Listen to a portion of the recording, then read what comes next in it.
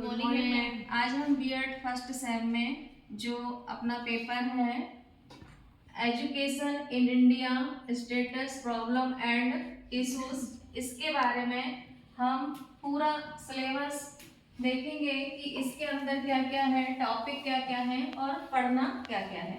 जैसे हम इसकी हिंदी में बात करें तो हिंदी में नाम क्या है इसका, बताएंगे कोई? क्या नाम है हिंदी में इसका?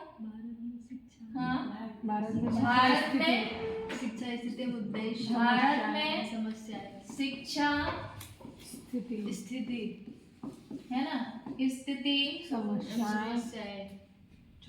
समस्याएं उद्देश्य मुद्दे है ना, समस्याएं एवं मुद्दे। ठीक है, ये हो गया आपका हिंदी में। अब यूनिट 1 में हम देखेंगे कि क्या क्या आएगा। अब इकाई 1 है ये, तो आपको इकाई 1 में आपके सिलेबस के अकॉर्डिंग क्या पढ़ना है।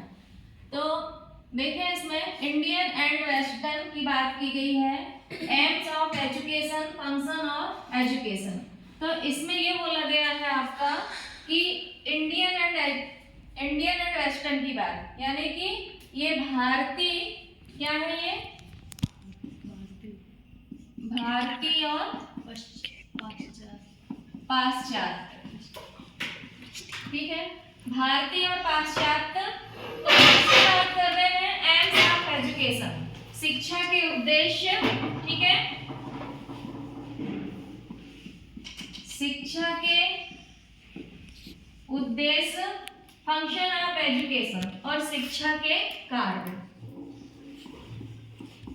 शिक्षा के कार्य, ये हमें पढ़ना है। ये जो आपका फर्स्ट स्टेप है इसमें यूनिट 1 में। ठीक है, इसके बाद हम आते हैं यहाँ पे, देखो सेकंड नंबर पे आपको पढ़ना है एजुकेशन एज एन, ये इंस्ट्रूमेंट के बारे में बोल रहे हैं, और ऑफ सोशल कंट्रोल और सोशल चेंज।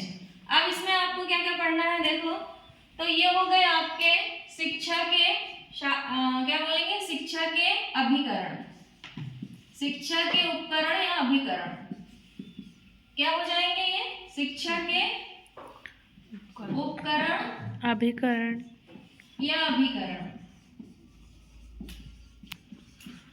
इसके बाद आओ सोशल कंट्रोल, सोशल कंट्रोल यानी कि सामाजिक नियंत्रण,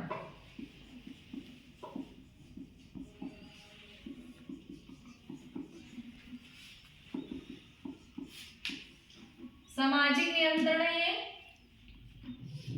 इसके बाद social change, social change means क्या हो जाएगा आपका, सामाजिक परिवर्तन।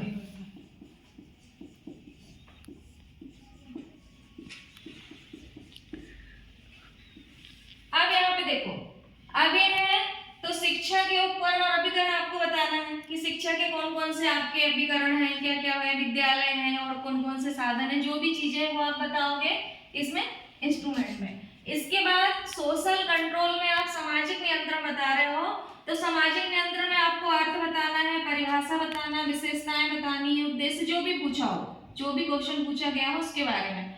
तो ये हालांकि आपको टॉपिक है, लेकिन आपको पढ़ना पूरा होगा, है ना, तभी आप एग्जाम में उत्तर लिख पाओगे।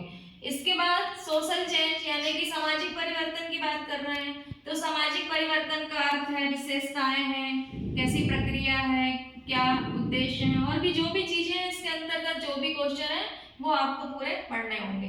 ठीक है, इसके बाद यहाँ पे आ जाओ, ये है प्रिजर्वेशन ऑफ कल्चर, इसमें क्या बताया है आपका, और हेरिटेज एंड वैल्यूज।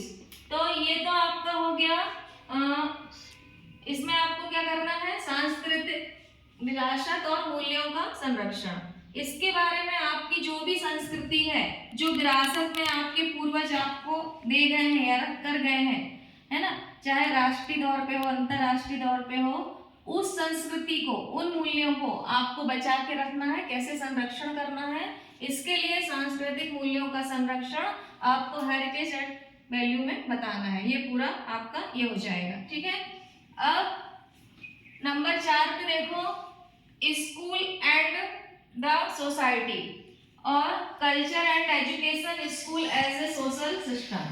अभी किसकी बात कर रहे हैं, अब ये बात कर रहे हैं कि जो आपका स्कूल और समाज है ना, सोसाइटी और स्कूल है, उसमें कल्चर एंड एजुकेशन, तो संस्कृति और शिक्षा, सोशल सिस्टम, मतलब आपकी जो समाज की व्यवस्था है, उस समाज की व्यवस्था में आपका स्कूल और समाज, ठीक है, और फिर आपका शिक्षा में संस्कृति, ठीक है, ये चीजें बताई हैं, संस्कृति और शिक्षा। अब आगे देखो, अब इसमें है एजेंसी ऑफ एजुकेशन, तो ये किसकी बात कर रहे हैं आपके, ये है इनफॉर्मल, फॉर्मल और नॉन फॉर्मल एजुकेशन की, ठीक है, यानी कि औपचारिक शिक्षा, अनौपचारिक शिक्षा और गैर औपचारिक शिक्षा की बात कर रहे हैं। तो ये सब हमको कहाँ पे पढ़ना है, यूनिट फर्स्ट में पढ़ना है, ठीक है, और यूनिट फर्स्ट के साथ साथ ये सब चीजें तो निश्चित है, इसमें से आप यदि इतना केवल आप देखो पॉइंट 1, पॉइंट 2 और 3, 4, ठीक है, मोस्ट आईएमपी तो आपको ये करना ही करना है, इसमें से तो एक क्वेश्चन निश्चित आएगा ही, है ना, और इन चारों में से कोई भी क्वेश्चन आपको पूछा जा सकता है, तो आप जो भी मेहनत करें इसी सिलेबस के अकॉर्डिंग करें, ठीक है, तो इन चारों में से आपके 1-2 क्वेश्चन 100% आते ही आते हैं, आपको ऐसी मेहनत करना है और इसी के अनुसार आपको पूरा आपका नोट्स बनाना है, लिखना है, ठीक है, तो ये यूनिट वाइज, सिलेबस वाइज आपको अच्छे से बताया जा रहा है। अब हम देखेंगे सेकंड यूनिट, ठीक है।